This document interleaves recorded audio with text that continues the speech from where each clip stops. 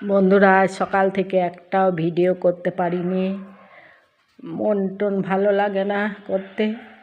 এই বাড়ির কাজকর্ম সেরে চান পুজো করে দুটো রুটি করে খেয়ে এই ব্যাংক পোস্ট অফিস একটু কাজ ছিল, ওই কাজগুলো সেরে এলাম। এসে এখন তো 1:30 প্রায় বাজতে চললো।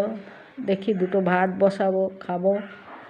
কিছু ভালো লাগে না বাড়িতে, একদম একা।